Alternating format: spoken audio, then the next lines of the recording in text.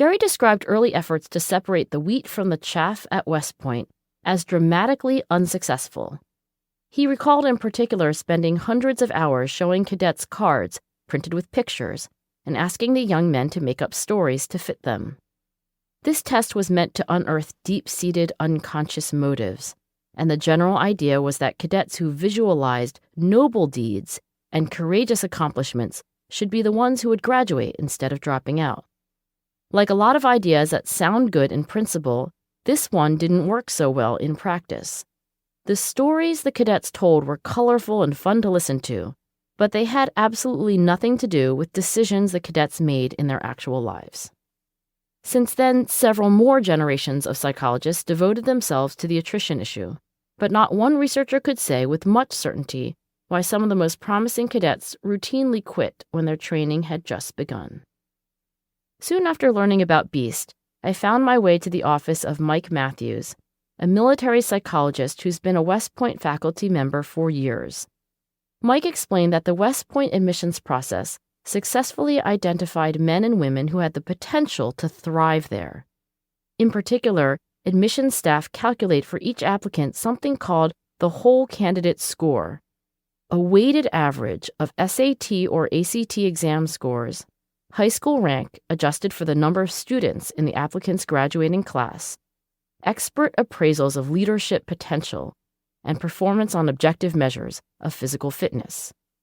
You can think of the whole candidate score as West Point's best guess at how much talent applicants have for the diverse rigors of its 4-year program. In other words, it's an estimate of how easily cadets will master the many skills required of a military leader. The whole candidate score is the single most important factor in West Point admissions, and yet it didn't reliably predict who would make it through BEAST. In fact, cadets with the highest whole candidate scores were just as likely to drop out as those with the lowest, and this is why Mike's door was open to me. From his own experience joining the Air Force as a young man, Mike had a clue to the riddle.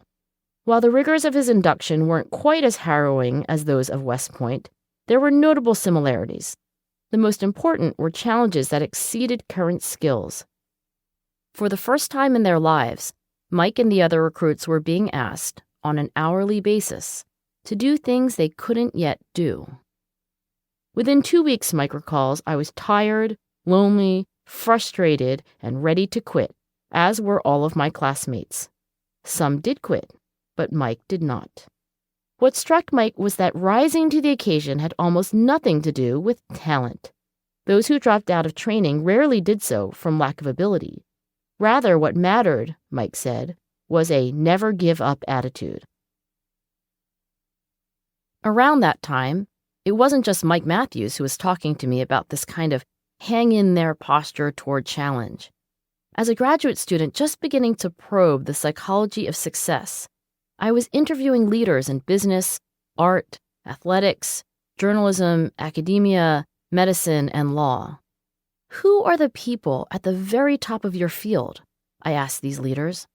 What are they like? What do you think makes them special? Some of the characteristics that emerged in these interviews were very field-specific. For instance, more than one business person mentioned an appetite for taking financial risks. You've got to be able to make calculated decisions about millions of dollars and still go to sleep at night, one told me. But this seemed entirely beside the point for artists, who instead mentioned a drive to create. One said, I like making stuff. I don't know why, but I do. In contrast, athletes mentioned a different kind of motivation, one driven by the thrill of victory. Winners, one told me, love to go head-to-head with other people. Winners hate losing.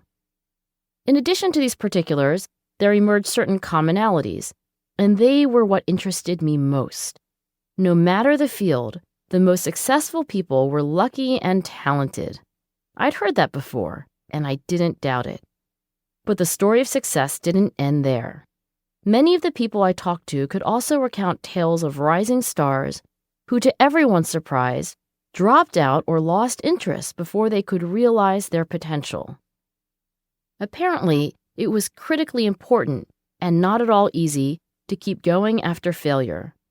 Quote, Some people are great when things are going well, but they fall apart when things aren't, unquote. High achievers described in these interviews really stuck it out. Quote, "This one guy, he wasn't actually the best writer at the beginning. I mean, we used to read his stories and have a laugh because the writing was so, clumsy and melodramatic.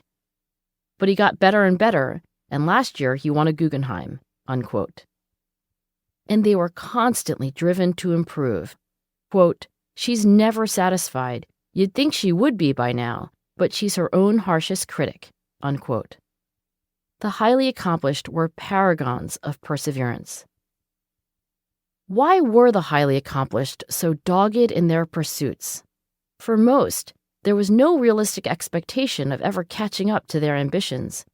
In their own eyes, they were never good enough.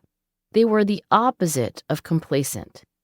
And yet, in a very real sense, they were satisfied being unsatisfied. Each was chasing something of unparalleled interest and importance, and it was the chase, as much as the capture, that was gratifying.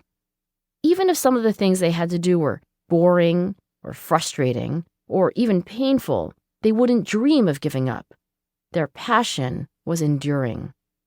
In sum, no matter the domain, the highly successful had a kind of ferocious determination that played out in two ways. First, these exemplars were unusually resilient and hardworking. Second, they knew in a very, very deep way what it was they wanted. They not only had determination, they had direction. It was this combination of passion and perseverance that made high achievers special. In a word, they had grit.